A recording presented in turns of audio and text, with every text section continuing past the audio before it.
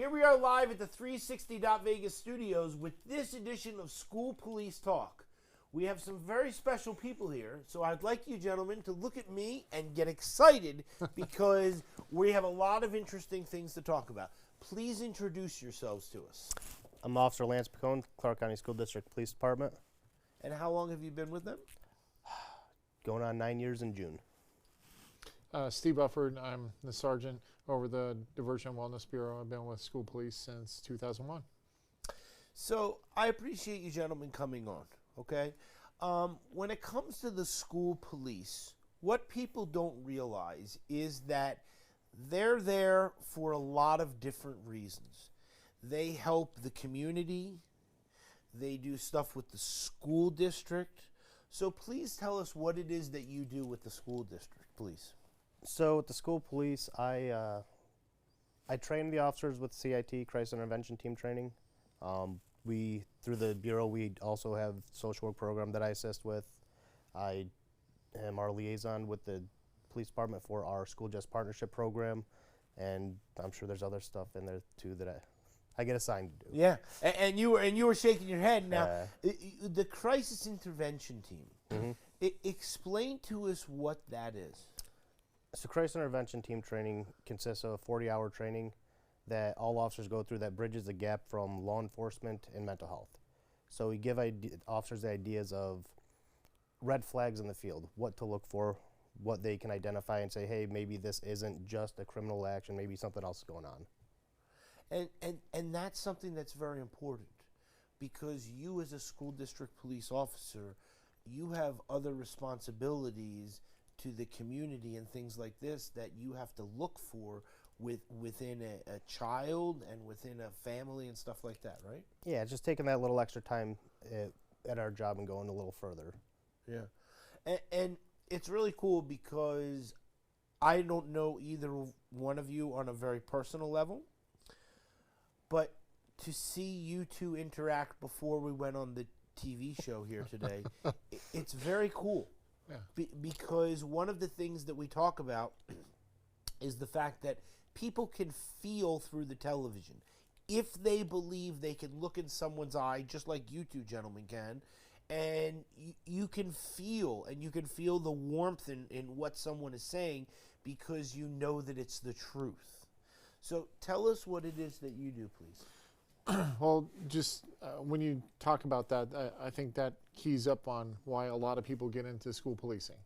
It's a very unique phenomenon that most states don't have. Usually the municipalities putting the officers in as a school resource officer situation. We're a very limited number of school-based police agencies where that's all we do. We're dedicated to it. And the majority of our officers get into it because they want to make a difference. They want to make a positive impact on the kids and the community we serve. Because the cool thing about our job compared to others is that we get to see the growth. We get to see the development in the students. A lot of times we'll have them when they're 13, 14 years old, and then we see them walk across the stage when they're 18 or 19. So the cool thing is we can see that growth and development in them over the time and the difference that we make in their lives and just checking in with them. And the majority of our job that we're doing is just checking in, during lunch, during passing period. Hey, how was the game over the weekend? Did you guys win? How's the family? How's your brother doing? That is a very positive thing that I think a lot of school police officers love about the job is just that positive aspect of law enforcement that we see on a daily basis. But my role right now, we just stood up what we call the Diversion and Wellness Bureau. The Diversion and Wellness Bureau is kind of a new phenomenon in law enforcement that focuses on peer support for officers. For years and years and years, officers took the approach of, I'm fine. So a lot of the traumatic stuff that we see on the job, in fact, this year alone, we had our first line of duty death. We had UNLV that 80 of our officers responded to.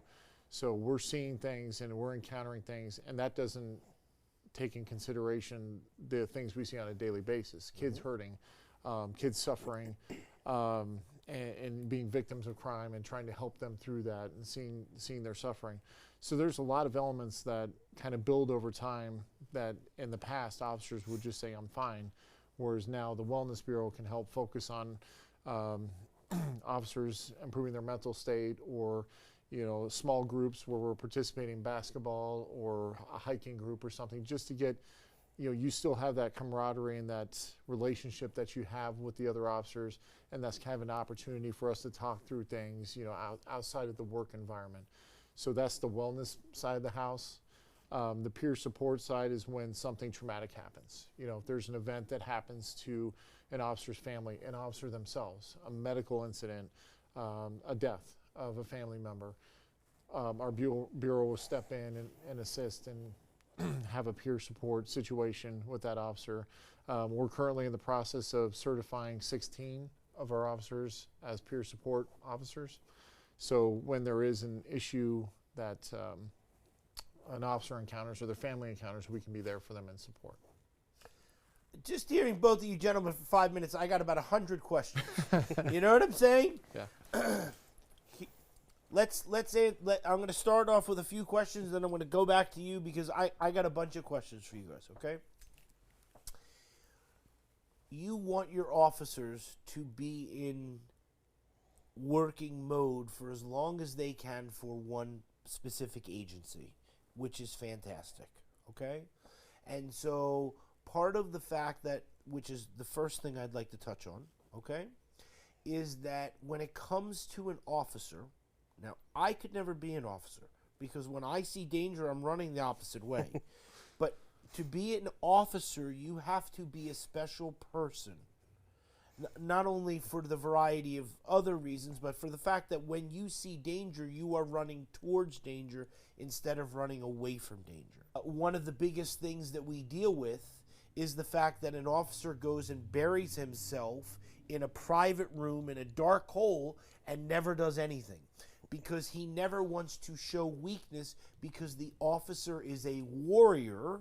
He is not going to be hurt, right? Mm-hmm. And so that in itself, with the amount of officers that not only that work for the Clark County School District Police, that is a huge undertaking for the lifeblood of the officers, which therefore those officers, they're going to see that child from, just like you said, from the first start of their schooling all the way until they go across the aisle and they graduate, and sometimes even past that. Mm-hmm.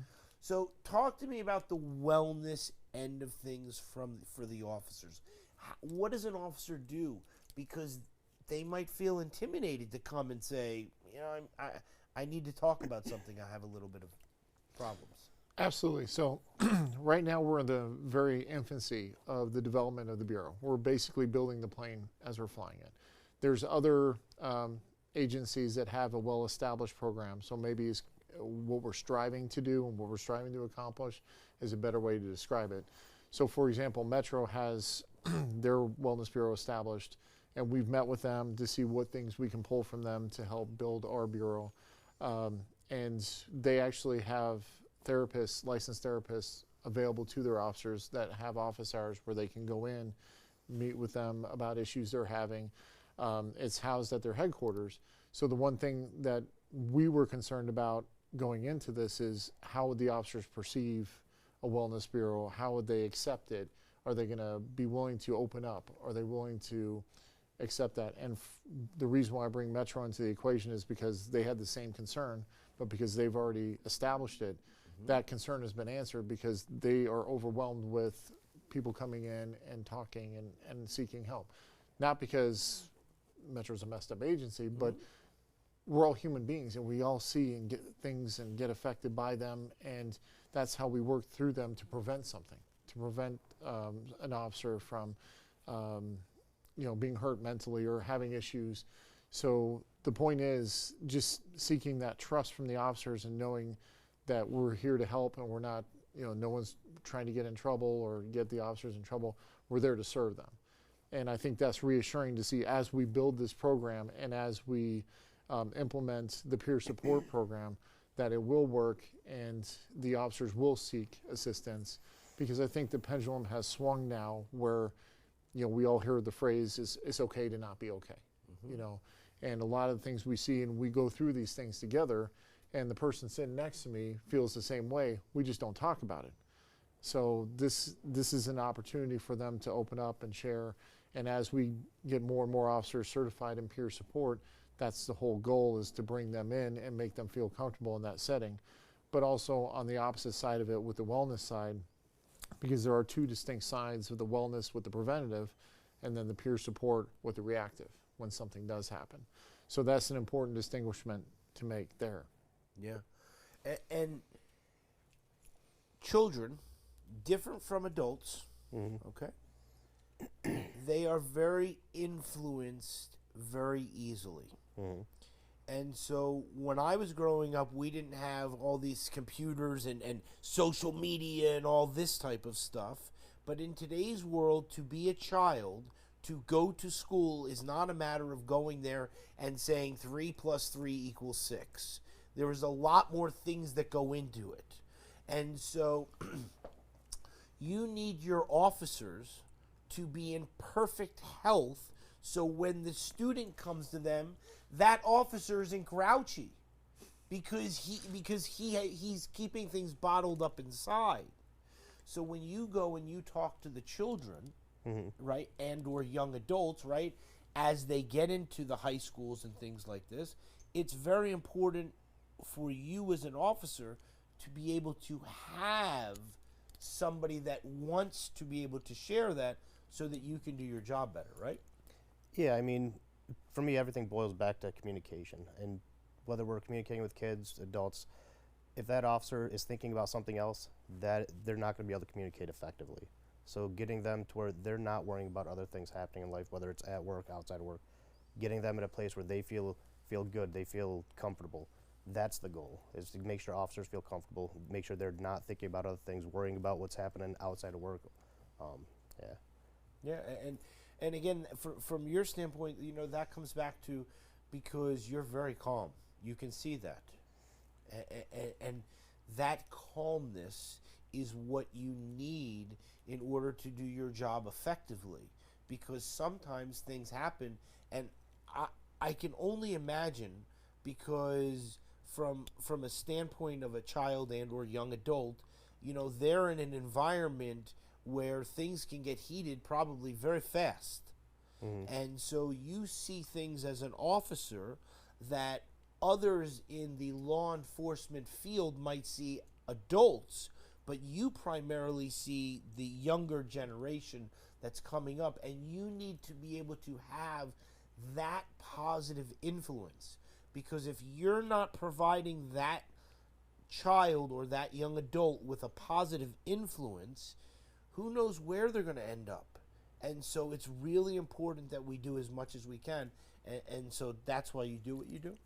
Yeah, I mean, to make a positive impact on a kid, that is a goal for us.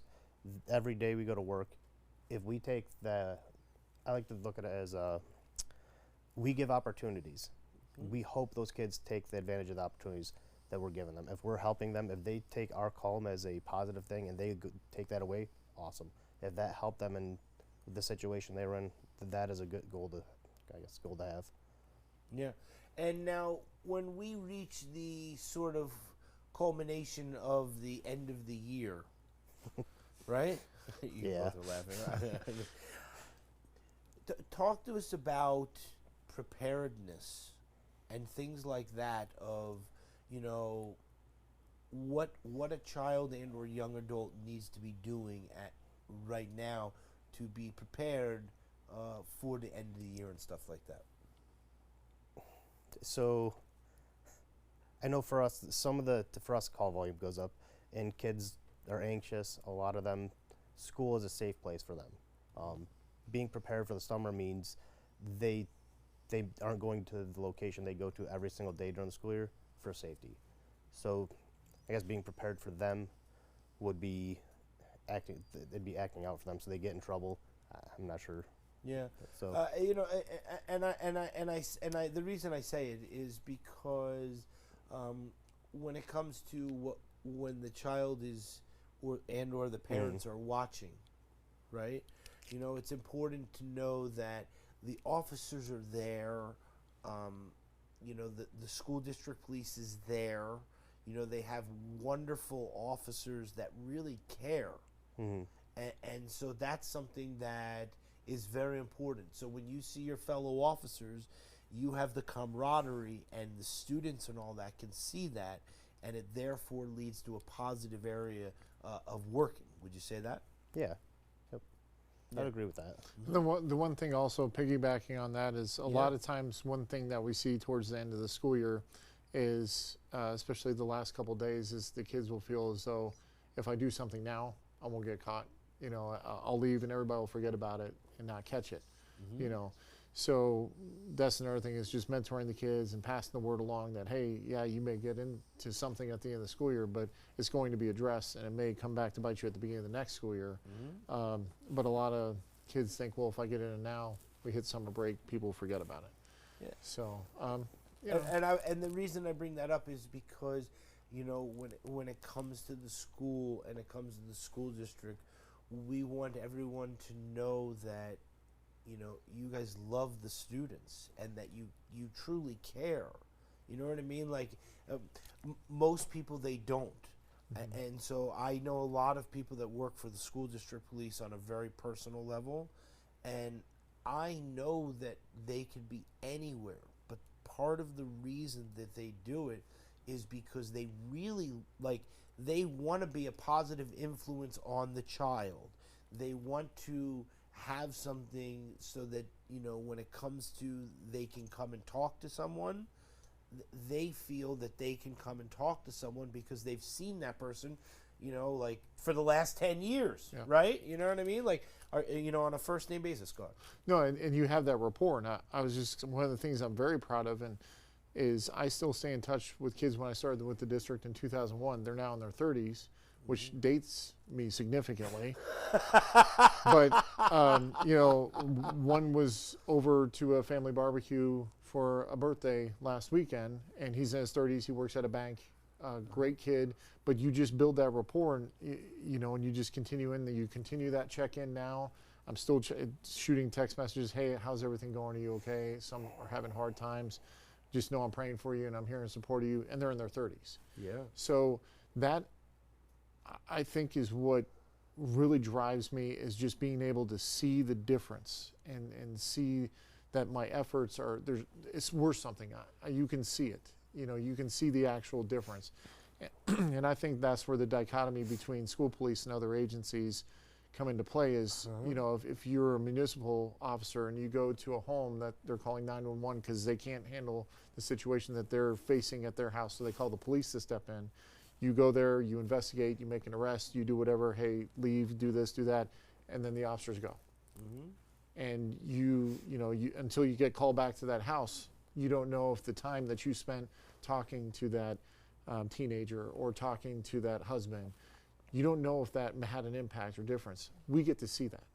And that's one of the huge rewards of this job, is we actually get to see that impact, not only there in that particular moment, but as you said, over the next 5, 6 years, or in some cases like I described, when these kids are still in their 30s and we're texting, checking in. It's fantastic. You can see and support that. And I think that's what drives a lot of us, the majority of us, is just that difference that we make, and seeing that and knowing that what we're doing works and it makes a difference.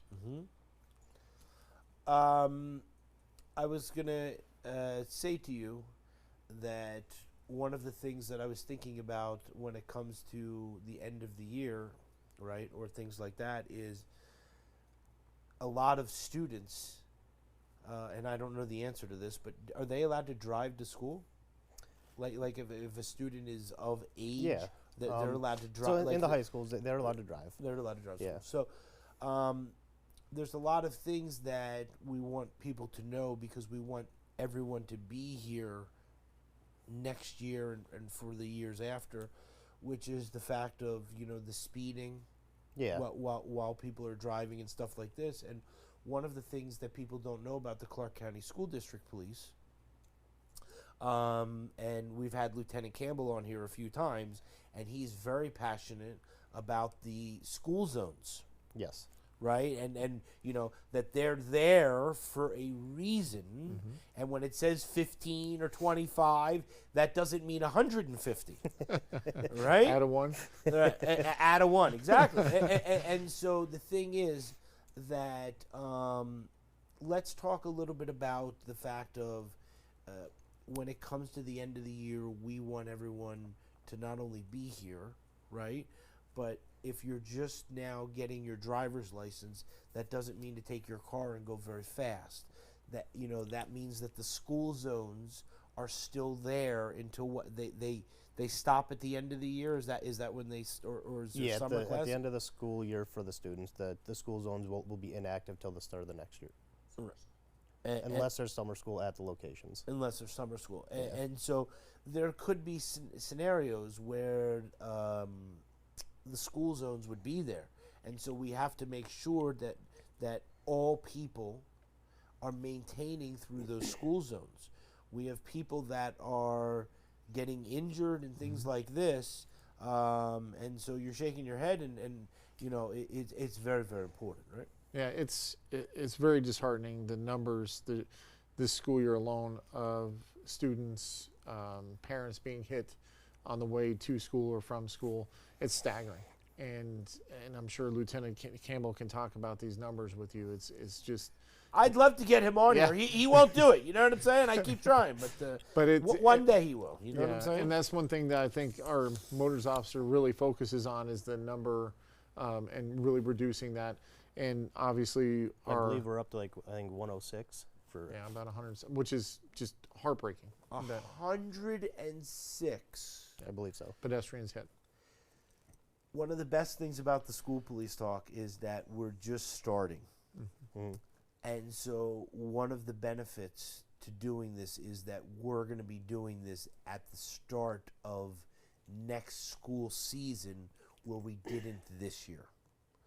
And so one of the things that we keep needing to hammer down to everyone are those numbers and what we can do to get those numbers down.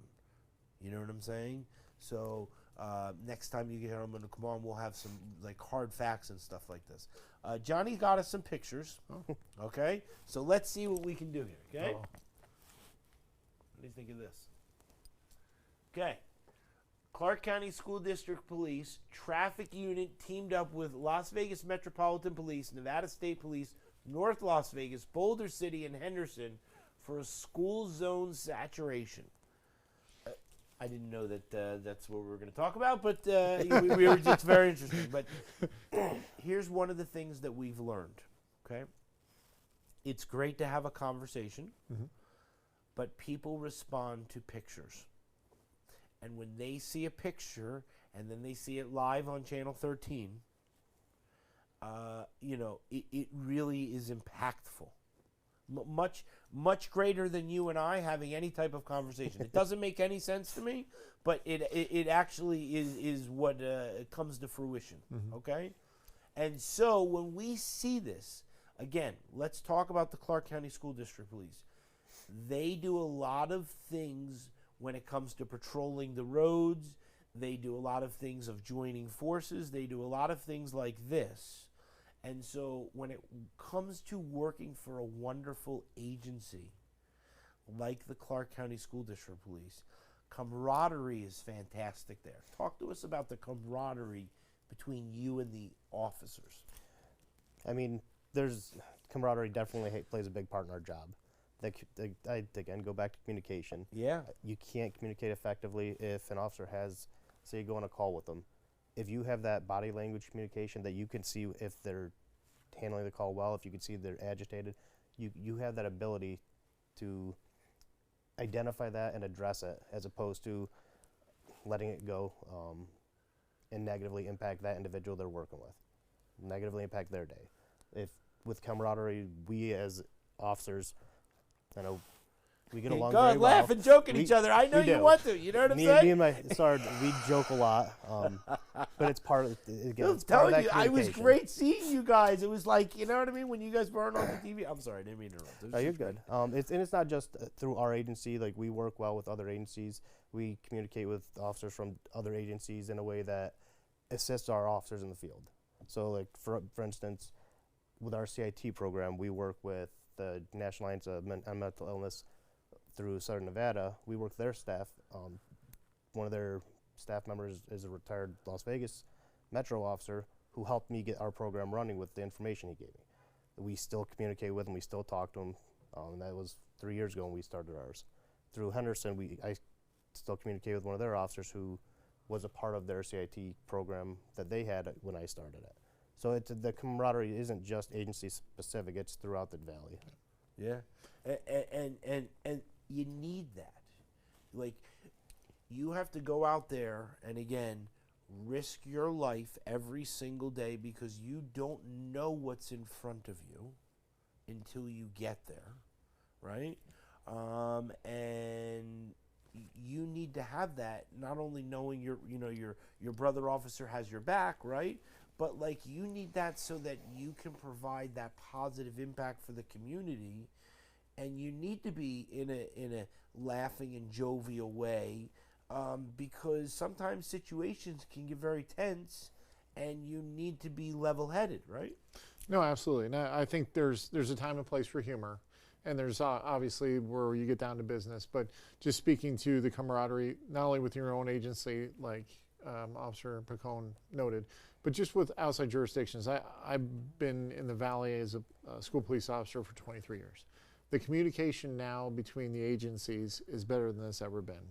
When I was in the field before I came down to the Bureau, I worked with Metro closely, where I would just call their COP sergeant or the admin lieutenant and say, hey, this is the issues we're seeing on the schools today. It's probably going to spill in the neighborhood, so we want to partner with you guys to kind of help solve this issue so it doesn't get out of control for you or for us.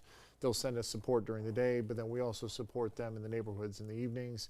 But just that open line of communication where the COP sergeants call me saying, hey, we just had this issue. We think it's going to it happened Sunday night. It's probably going to affect your school. So we're able to provide additional resources, but just that communication, that camaraderie, going out to lunch with the COP sergeants and just enjoying interacting with the Metro officers, it's awesome. And like Lance said, we do joke, but you have that, and you need that humor in our field, but that communication, camaraderie within our agency and other agencies is amazing. So, what I wanted to also talk about, right, is the fact that the Clark County School District Police does a lot of different programs, right? And with working closely with the other agencies and all this type of stuff.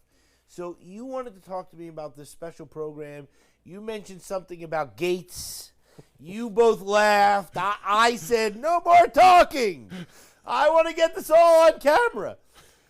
Talk to us about this program, and then you can tell us about what you were going to tell us. Tell us. Okay. So the Prevention Before Apprehension program is a very proactive, unique program.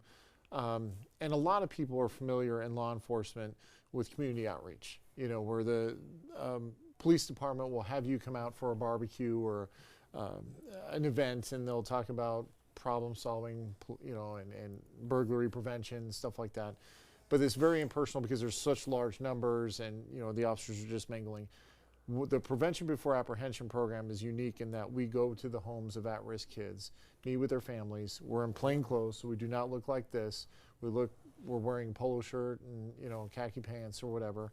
And there's 2 school police officers or 1 school police officer, 1 Metro officer, and one of our police social workers. And we go into the homes. We love the social work. Oh, absolutely. Uh-huh. So we go into these, when we say at risk, what qualifies as at risk? If a school staff member, administration, school police officer identifies a kid who possibly has tagging on their backpack or who's has graffiti on their notebook, where we think they're going down that path of either recruitment or maybe they're associating with gangs. The whole point of Prevention Before Apprehension is to get to that kid and get to that family before they get fully engulfed and involved in the gangs. So what this program Wow. does is, number one, the officers are there, not an enforcement role. This is an education role. A lot of times parents will see the tagging on their kid's notebook, backpack, even sometimes in their backyard on their community wall, they see the tagging. And when we ask the parents about it, they're like, well, he's just expressing himself. That's just art. And we tell them, no, that actually when they cross something off, that means they're a rival. And, so we educate the parents on what it looks like and what it means to be on the cusp of or engaging in gang activity. And a lot of the parents don't know. They're naive. Some do. A lot of times you go in and the parents are actually involved themselves. But the point is the officers provide the education on what to be aware of, what to look for with the parents. And the social workers come in and do an on-site immediate assessment, not only with the kiddo, but also with the family. So if mom's struggling working 2 jobs and has a newborn baby and she can't afford the diapers, the social worker can write a referral for a diaper bank right there and take some of the pressure off that family, which may be causing some of the behaviors that we're seeing in the child. So the social worker has the ability to provide that on-site assessment and then immediately provide resources to the family. Do they need Job Corps? Trying to steer the kid towards, maybe does an older brother need Job Corps because they didn't finish and get their GED, so we're going to get the brother out of, up in Reno with Job Corps. There's a lot of cool things that the social workers do on the ground in that home to make a positive difference. We just went on home visits on Monday, and we only were able to do 2 visits in about 3 hours. But we spent about 45 minutes with the families at the house, talking to them, providing resources, and just seeing that impact is amazing. The cool thing about this, too, is we applied for a federal grant through Office of Juvenile Justice Delinquency Prevention, and that the amount was awarded to us to allow our officers to go on extra duty time, which means it's not interfering with school. So we're going on evenings and weekends to go visit the families. So the coverage at school isn't in jeopardy. But we go in plain clothes, plain car, so there's no association with law enforcement, and we just spend all the time with the family and trying to make a positive difference and impact. Oh, that's really cool. It's amazing. Like it's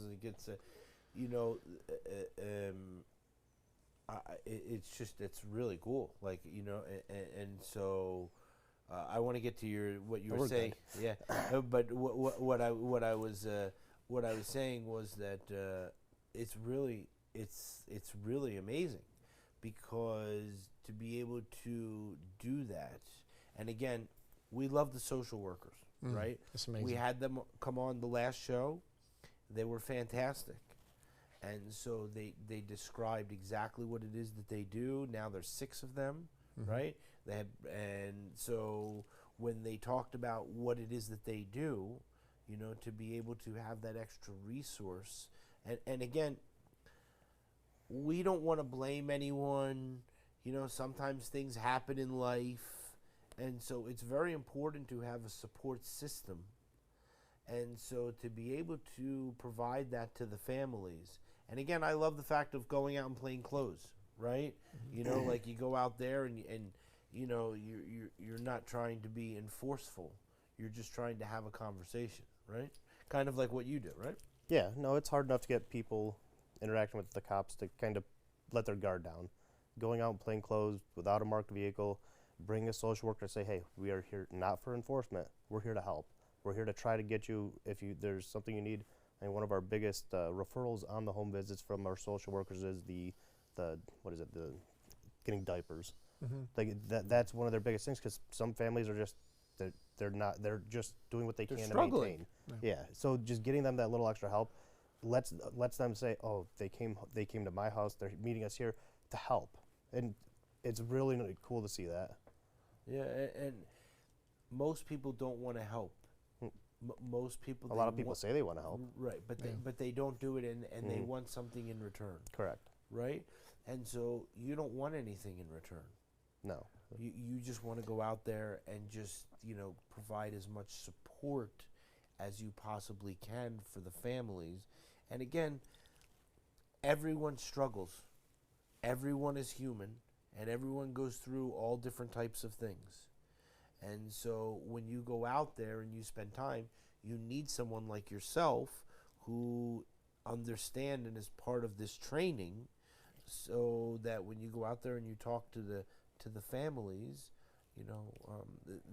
they want to listen to you, because there has to be that, and again, I don't know, but that confrontational, like, why are you here versus I just want to listen. And so with listening to the social workers last week, with how it is that they do things and how calm and all that type of stuff, that's something that's very special that the Clark County School District Police does that most people don't know. And again, you're not out there just to harass people and all that type of stuff. It's not what the Clark County School District Police is about. They're a loving, they're a caring agency. And so these type of things really make a big difference. Absolutely, and just putting in a plug for the social workers who also fall under the Diversion and Wellness Bureau. They're amazing and they're a godsend in the field. When I was in the field as a sergeant, being able to divert non-law enforcement calls to them what's interesting is a lot of times when it could be an administrator or someone just is in a position where they just run out of ideas. I don't know what else to do here, so let's call school police. So we show up and we're like, this is not a criminal matter, but we have social workers who can come out and they can help you with this situation. So the ability to have them come out and help out with mental health situations, or if, like, again, where a family needs, the mom's struggling and needs a diaper bank referral. These social workers can come out and immediately provide that resource to the family, but that frees up the officers as opposed to tying them up with trying to help with this. We can contact the social workers who can provide that on-site assessment, which has proven to be a godsend in the field. And they do amazing work to the point where we presented at national conferences for our police social worker program. And that's why I want to give them a huge shout out, is because now we're getting other jurisdictions, large cities, calling us, hey, can we come shadow your police social worker program? We'd like to implement something similar to that, because what you guys are doing in Vegas is phenomenal. The fact that you guys are sending the social workers out to these schools to take away from the law enforcement calls that really don't involve police or should not have law enforcement there, they're able to step in and really make that positive difference in the lives of those families in a constructive way that we may not have the knowledge to be able to do. So it's wonderful, and it's a really huge kudo to the police social worker program in our department for standing something so innovative up like that program. And I'm so very proud of it to be the sergeant over that and just see the difference that they make, and then to have other jurisdictions want that, to bring that in. They, when we present on that, they're all sitting back taking notes, and then they give us a call, hey, can we come out and watch you guys, see what you do? Can we come on the home visit with you to see how that works? So it's amazing, and I think that's, and hopefully you can see the pride in that, the police social worker program and our department for having the courage to step up and do that. And not only do that, but the chief wants to expand the program because it's so successful, and that it's doing so well for our agency and the community we serve. It's really amazing. And I was going to say, when you were talking, one of the things that's fantastic about the social workers is that they're able to bridge the gap.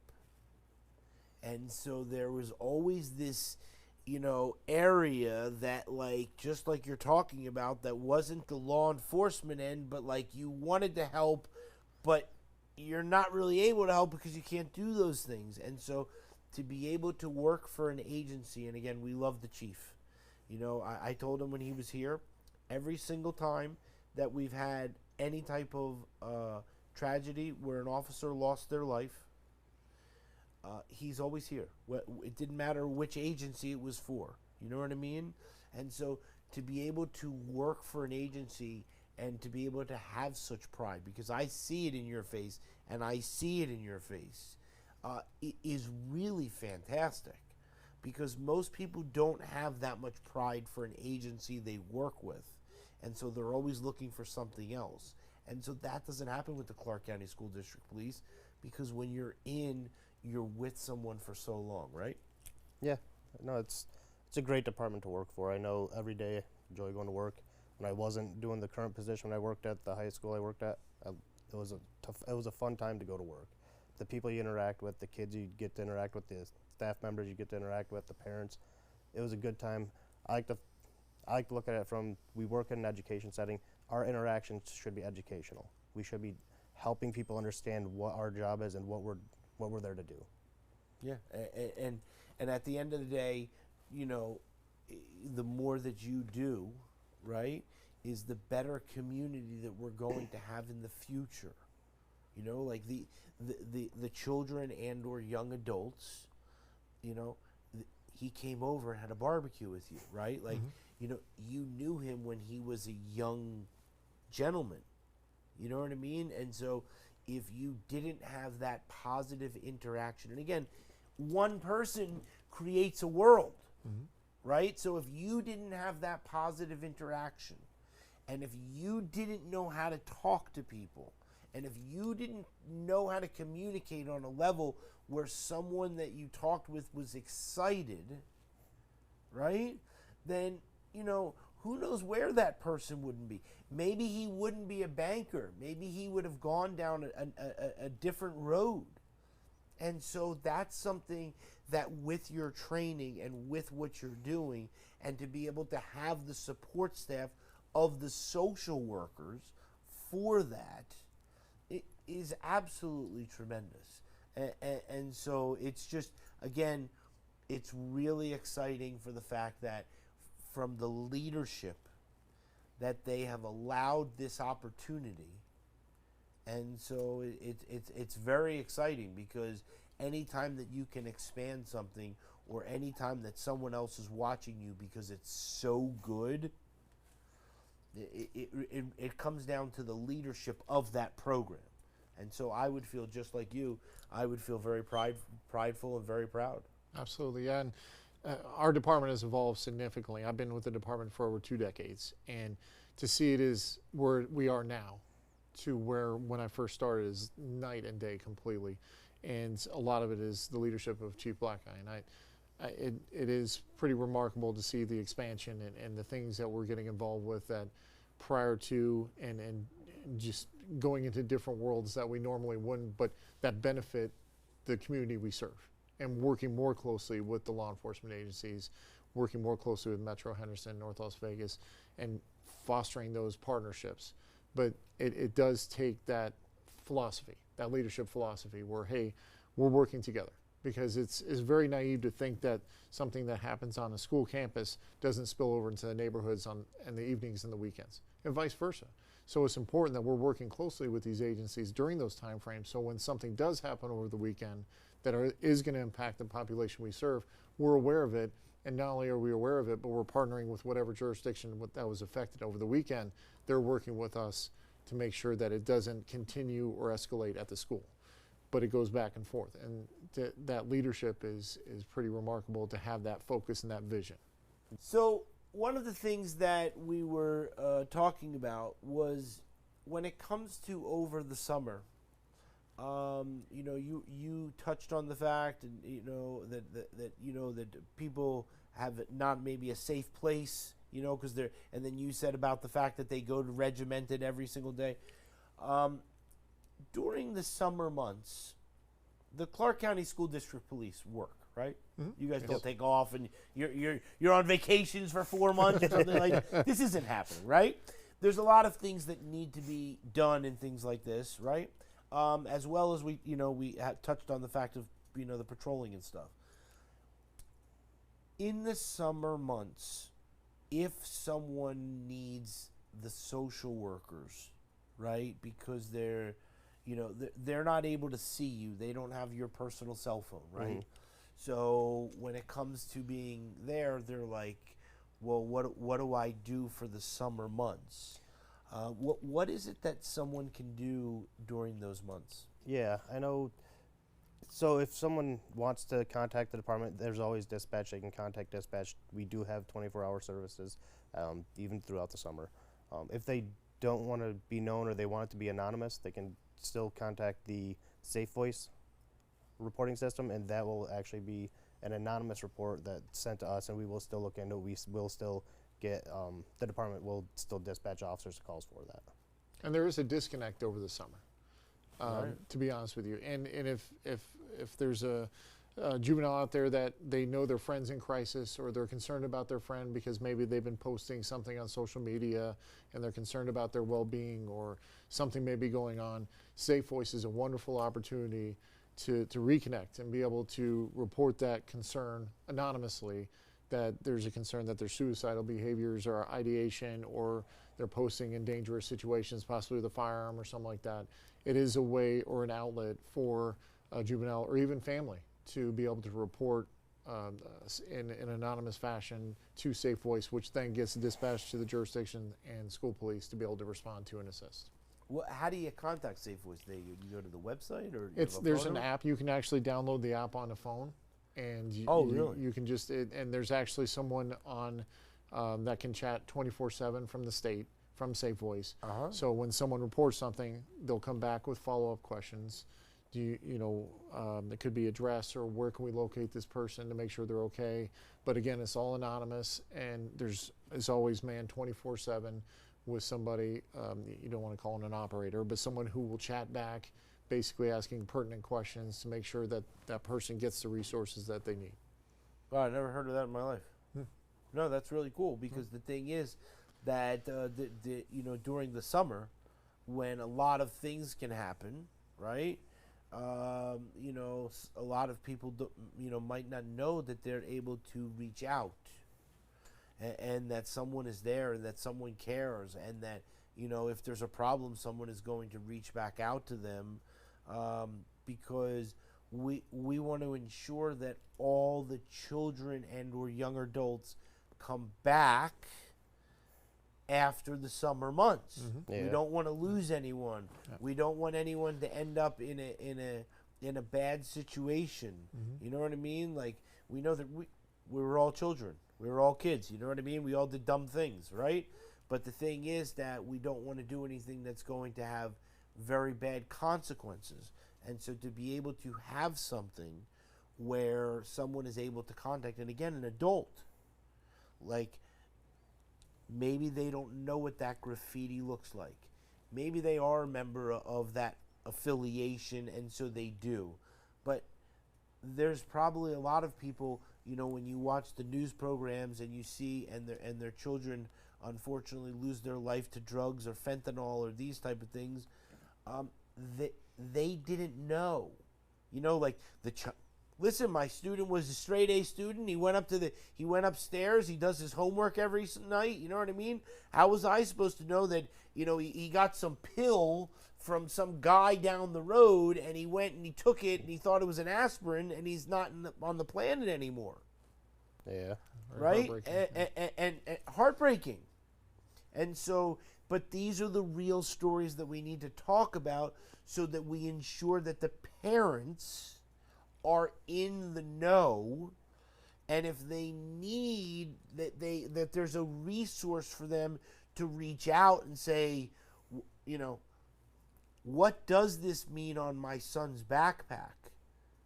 Like, you know what I mean? What I wouldn't know that, and I'm getting the chills because it's the truth, right? Yeah. I wouldn't know that if I saw a community wall and I saw somebody that tagged it and somebody put a red X over it, that means that that's their neighborhood. I wouldn't know that. We work every day. You know what I mean? Like, you come home, you sit in your house, you want to, you know what I mean? Like, you don't think about those type of things. Absolutely. But in your world, you do. And so the education that you need to do from a parental standpoint, and again, from the children and or young adult standpoint, so that they take that information home. And I love the fact that, that would be anonymous, because a lot of people feel like, I don't want to tell on my friend because he has a gun, but I don't want to be around him because he may hurt somebody. You know what I mean? And so these are real things that unfortunately children and or young adults should not have to make those types of decisions, but in our world they do, right? Correct. And we're able to safely, with Safe Voice, when we do get those reports of maybe a kiddo holding a gun or saying something, threatening on social media, we're able to address that night before it affects the school the next day. The general public doesn't know that. And a lot of people will see a school police car on 9 o'clock at night and wonder, why is school police out at 9 o'clock at night or 11 o'clock at night or 1 o'clock in the morning? But that's what these officers are doing on our swing and graveyard shift. They're tracing down all these, the threats or anything that comes in, the safe voice threats that come in. Our officers chase that down all the way to the point where we find out who it is, go to the house, try to make sure it's safe, ensure there's no weapons. If there are, we're taking custody of them in certain circumstances. So we're actually actively working those things at night if they do come in and when they do come in, all the way down. And some of these investigations will take hours. So the system works. It works well. And you can't put a statistic on prevention, Right. Because what doesn't happen, you can't put a statistic on it, and that's one thing that is discouraging about this job, is because we know we prevented a lot. Yeah. We just always don't know what. So, but that is an excellent way to address a lot of things that could happen potentially at the school ahead of time in an anonymous way. Preventive measures, okay, is what we are all trying to do, because the more type of preventive measures we have is the more positive and safe people feel. And so it's very important. And so when it comes to crisis intervention, and again, I come back to the fact of being able to talk. You love the word communication. You said it many times, but it's the truth, right? If we don't have communication, if we don't have an open line of communication between our officers, between the hierarchy of command, between our students, between our teachers, right? We need that in order to make sure that everyone is safe, because the overall goal of any law enforcement officer is for people to just be safe. And so, if everyone didn't speed, we wouldn't have to write tickets. You know what I mean? Like, it would just be very simple. But we don't live in that world. And so we live in the world that the children and or young adults, they live in the world that they have real threats. And they have things that they have to go through that are sometimes not very pretty. And so they need a support staff. They need to be able to call anonymously. They need to make sure of this. And again, that's what people need to understand about the Clark County School District Police, is that they're out there actively doing this. I didn't know that at 2 o'clock in the morning that you would see a Clark County School District Police, I mean, I'm not awake, but I'm just saying, at a house, right? And you would go, what is that thing doing there? Yeah. You know what I mean? Like, it just doesn't make sense. But now it makes sense. And so part of the school police talk is the informative nature that we want to do all this so that people understand. Because the more that happens is the more positivity. Maybe if somebody saw that, you know what I'm saying? Then they would be able to talk to their child. Not about the person there, but they would say, listen, I just want to talk to you. I saw something and I read about fentanyl. I was at First Tuesday yesterday at Spring Valley. And the officer comes on and he says he trains all the officers all across the valley from, in all the different agencies. And his thing was fentanyl, right? And so when I was growing up, maybe somebody smoked pot and maybe somebody had a beer. Yeah. Like, you know what I mean? Like that's what people did. And if I never heard of these other things, right? But somebody who did, the cocaine and all this, they were like, you never even heard of these people when you were in high school, right? Mm-hmm. Yeah. But now in today's world, with the introduction of this fentanyl, it's so simple. It can be something that somebody doesn't know. And so that's why people need to know that the Clark County School District Police has these resources available, so that if you see something, you must say something, because a child might not. You know what I mean? They feel the peer pressure where somebody else might. And so it's very important, right? Yeah, absolutely. And I think that's, again, with a statistic on prevention, you can't do it. And if I would be afraid to think that if things weren't reported to us and we were able to intervene and go to that house at 1 o'clock in the morning and take that gun off the street, what would have happened if it would have showed up at school? We don't know. But thank God we don't have to know. So I think that's one of the important takeaways, and also reassuring that community that the Safe Voice app does work. It is effective. There are people on the other end of the line. It is being followed up all the way to the very end of the investigation. And I think that if people see that and they know that and have confidence in the fact that there is, you can remain anonymous, but there is also a great deal of follow-up. That it's just not something that's documented, that our officers are dedicated to making sure that whatever's being reported doesn't make it to the school or doesn't affect our children. So I think that's a very critical takeaway with the Safe Voice app. Yeah. And again, I come back to the Safeway thing, to the fact of the officer wellness, right? The same, all these things are all integral. Mm-hmm. You know what I mean? Yeah. If you don't feel good about the workplace and all this type of stuff. And so, I think it's fantastic. You know what I mean? One thing I wanted to touch on before we ended this episode of the School Police Talk is this. That this event, I understand that there were over 200 tickets that were done. Okay? And so it's nice weather. The Clark County School District Police, they are part of all these agencies who do the joining forces, and they are out there to enforce laws. And if you break the law, you're just going to get a ticket, or you're just going to get.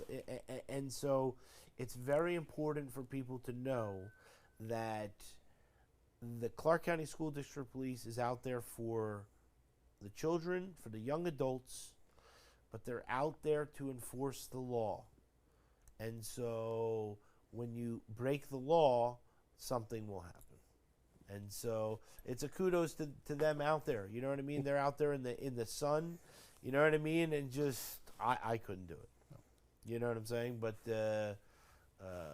over 200 tickets, 230 tickets. It's just gentlemen, this was fantastic. I want you to know that we learned a lot. And the basis of the School Police Talk is that we have to keep learning, and we have to keep telling people about what it is that we're doing. Again, I had no idea that the Clark County, and I know a lot about them. I know a lot about the Clark County School District Police, and I have a lot of good friends on there. And I again had no idea to the extent of the wellness program and the for the kids. And I will tell you that one of the things that I've always expressed to Lieutenant Zink about this program before we started doing this, when people sit here, they feel very calm. And none of this is scripted, or, we don't have the teleprompters or any of this type of stuff. But the difference is this, that by an officer coming on here, there's a therapeutic way to be able to talk, because most of the time, anybody who has interaction with you, it's for a very short amount of time, and it's for your work and that, you know what I mean? And so it's very important. And so part of the officer wellness that I want to provide is that you're able to come here and hang out and talk and just laugh and joke and all this type of stuff. And it's the thing that I've always said about why I wanted to start this show, because I know from doing it with the Trooper Talk, they feel really good. And they're able to come in and laugh and joke, and you know what I mean, and do these type of things. And so I'm 100% on board. I think it's the most wonderful thing. I think that we need to do everything we can for all of our officers. We need to ensure that they're smiling and they're laughing. they have to deal with very serious things. You know what I mean? And so you need a sergeant that you can joke with. You know what I mean? Send them text or something like that. Be like, I was thinking about you, right? Final thoughts. Well, I was going to say, I always joke around that at our bureau, it seems like every day is an episode of The Office. So, just final thoughts. I appreciate you having us on and including the Clark County School District Police Department, because I think a lot of people don't know what we do, don't know the extent of what we do, but also don't know the extent of the impact that we have. And I know there's a lot of instances throughout the nation of people looking negatively at police officers in schools. But I think if you were to go to any high school that has campus officers and ask them, do they know, they probably know them by name. They talk to them frequently. Have you talked to them today? Well, I talked to them 5 minutes ago during passing period. A lot of people don't know that. A lot of people have the perception, well, they're police and they're police on campus, so they just arrest kids all day long. The majority of our interaction is just smiling and hanging out with the kids in the quad and talking to them about their weekend. And 90% of what we do is positive. The other 10% is reacting to something that may be brought to our attention that we have to deal with. But thank you for bringing light to that, because I think that's important for the community to know and to gain their support for what we do and the passion that our officers have to serve the community that we do. Yeah, it's a total passion, both of you guys. You know what I'm saying? You're very laid back, but I can see the passion in there because of who you are. So and again, people didn't see both of you guys before we went on the air. You know what I'm saying? But it was very funny. For your final thoughts, here's what I don't think we touched on a lot, but maybe you could just touch on in that. The CIT training. Okay. The chief's goal is that every single person in the department gets training for crisis intervention. Okay? Crisis intervention is very important. And when it comes to that, you are the teacher. Now, when it comes to someone that is in crisis, the people wear pins. Yeah. And so I'd like you to describe that. I'd like you to talk about you being the teacher. And I'd like for you to explain about the mental health. So, I also like to think of myself as a teacher, but for the crisis intervention team, it's more like a facilitator. We work with other agencies, like we go to Desert Parkway and do a tour of the facility, see where the different wings, see the clientele that they have, so we can identify people that may benefit from that in the field. When people see us in the field, you talk about the pins. So in CIT, everyone, when they graduate the class, they get a pin. That pin's not just for show, it's also for an identifier. When someone's in trouble in the community, if they have dealt with someone that they're familiar with CIT, they've dealt with an officer that's been CIT certified, usually they'll be able to assist in a more calm manner. They'll try to alleviate the certain situations. If you have an individual who says autistic and a parent's having an issue with it and you have to respond to a call, and that parent's dealt with an individual who has a CIT pet, like they've seen it, they understand it. That officer may understand, well, the kid's not going to look eye to eye. They may understand that they're attracted to shiny things. So maybe let's remove our badge from the view of the kid.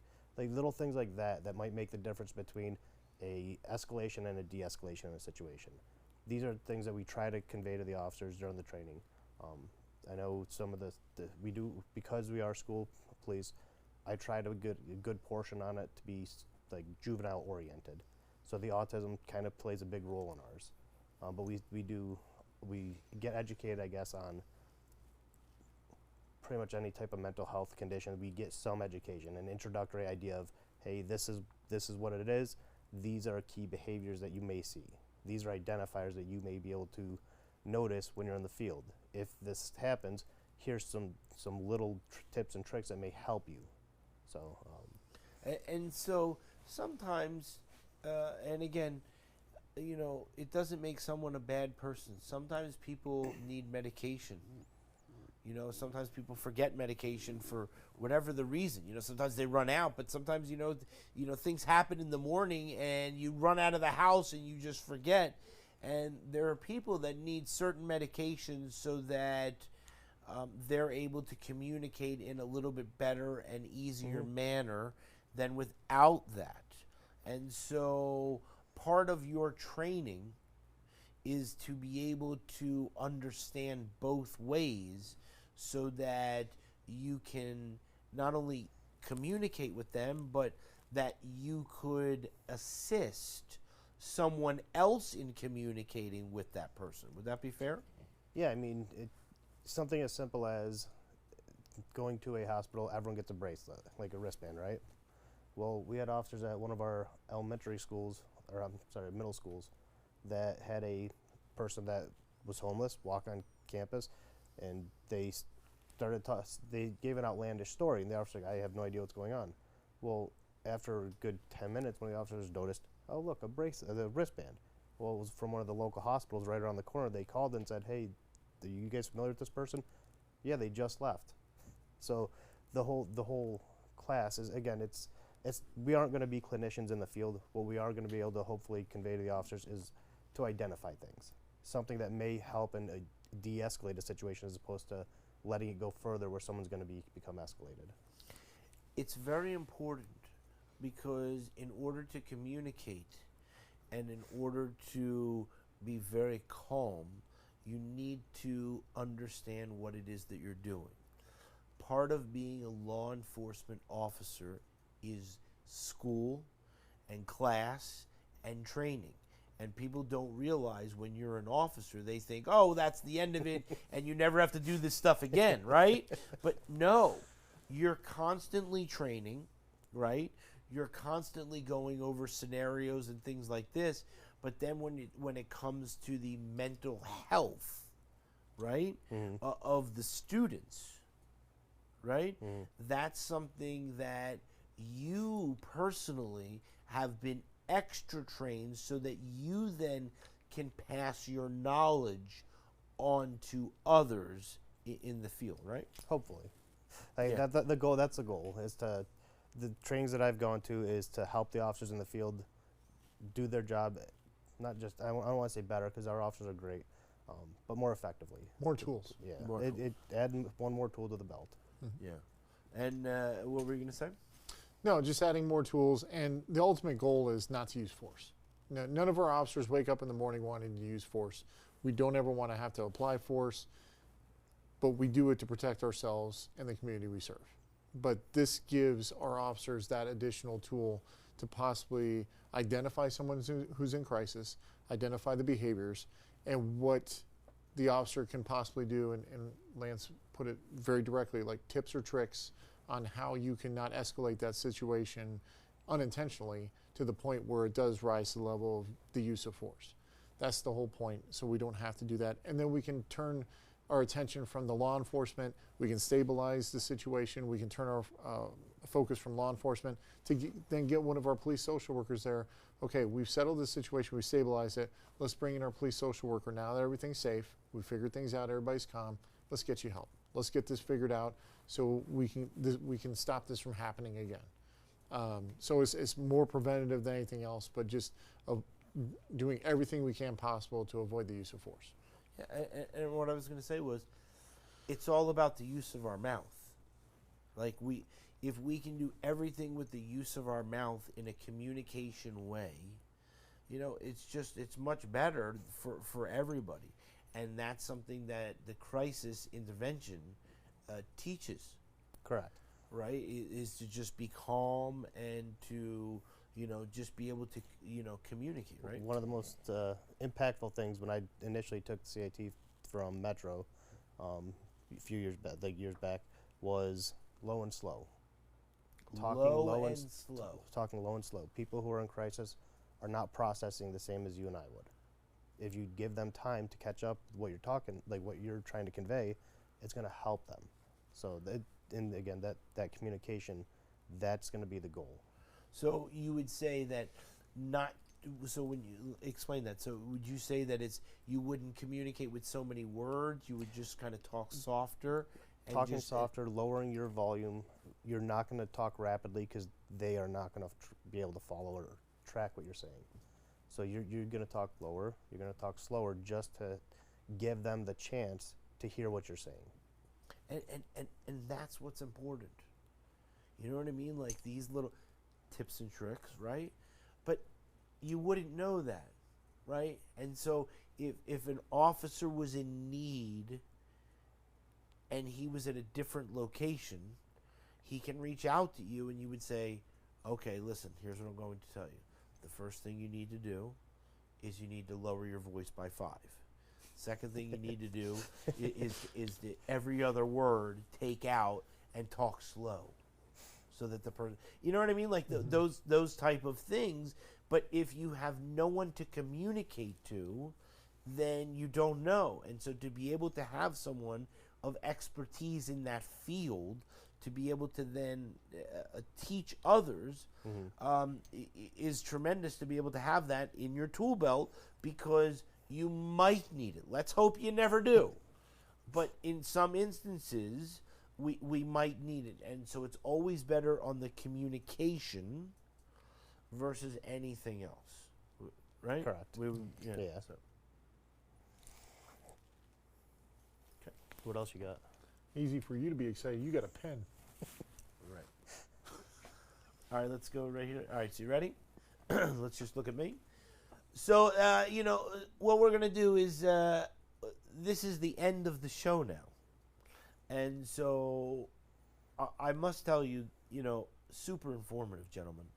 You know what I mean? Like, from the fact of, the real takeaways, that people can always communicate with you. People need to know that, and if there's a problem, and if they see something, that it doesn't matter that it's 7 o'clock at night. It's better to take the phone and contact them so that maybe you can stop a situation from happening the next morning. And so I'd really like people to know that. You know what I mean? That because I don't think people know that they think, well, I'll just let my son deal with it in the morning. And it's like, no, better to deal with it and not. And so, super great show, gentlemen. I thank you very much for the opportunity, okay? Thank you for Well, having thank you, us. Neil. All right, Appreciate let's it. look at this camera right here, and then we're going to wave goodbye, okay? See you later.